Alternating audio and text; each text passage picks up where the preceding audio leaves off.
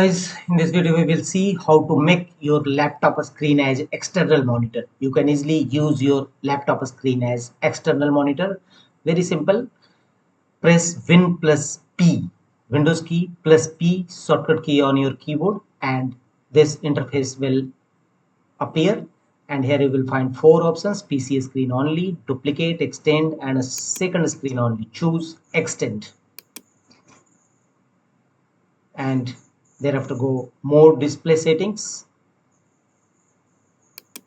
Click on it. Windows settings page will open. Here scroll down and click on multiple display.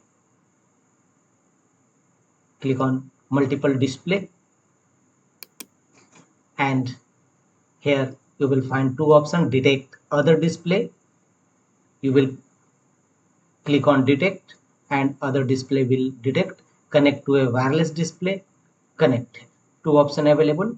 Choose as per your choice and use your laptop screen as external monitor.